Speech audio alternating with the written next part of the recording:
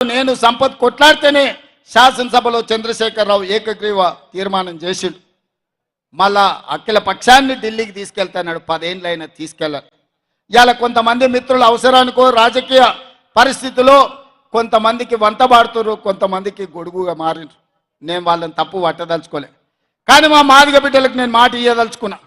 30 ఏళ్ళ మీ పోరాటానికి శాశ్వతంగా ఈ సమస్యకు పరిష్కారం చూపించే బాధ్యత నాది, మా మిత్రుడు సంపత్ కుమార్ది, పెద్దలు దామోదర్ రాజనరసింహ గారిది.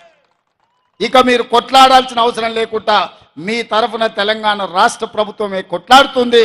అది పార్లమెంట్లో అయినా, అది సుప్రీంకోర్టులో అయినా.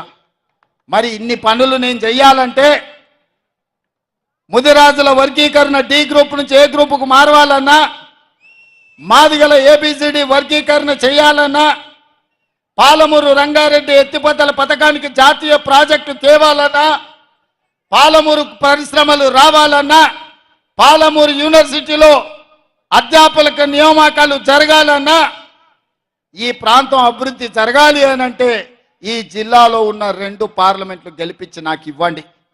మీరు అనుకుంటే ఇది అసాధ్యం కాదు. నేనేమి ఆకాశంలో ఉన్న చందమామని అడుగుతలేను, అసాధ్యమైందని నేను అడుగుతలేను. మీ ఆస్తులు అంతస్తులు నేను అడగడం లేదు.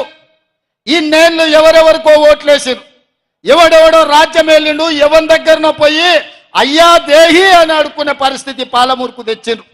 ఇవాళ నేను అడుగుతున్న మీ బిడ్డగా, ఇక్కడనే పుట్టినా ఇక్కడనే పెరిగినా రేపు పోయినా ఈ మట్టిలో కలిసే మీ బిడ్డగా, నల్లమల అడవుల బిడ్డగా,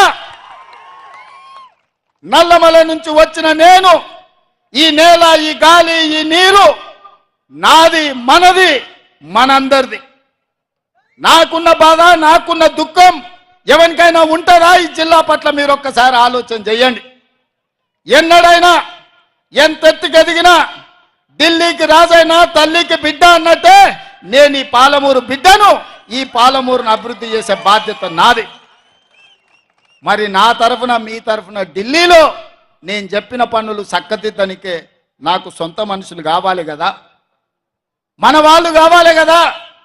మట్టి పోయినా ఇంటోడే పోవాలని పెద్దలు చెప్పారు.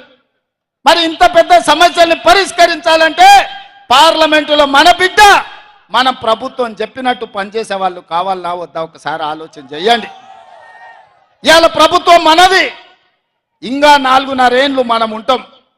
ఇవాళ పేదలకు పెన్షన్లు ఇవ్వాలన్నా, నిరుపేదలకు ఇందిరమ్మ ఇల్లు ఇవ్వాలన్నా, చదువుకున్న పిల్లలకు ఉద్యోగాలు ఇవ్వాలన్నా, ఈ ప్రాంతంలో పెట్టుబడులు తేవాలన్నా, ఈ ప్రభుత్వానికి అనుకూలంగా ఉన్నప్పుడే, ఈ ప్రభుత్వానికి అనుకూలంగా ఈ 2 పార్లమెంట్లో తెలంగాణలో 14 సీట్లు గెలిపించినప్పుడే కదా ప్రయోజనం ఉంటుంది.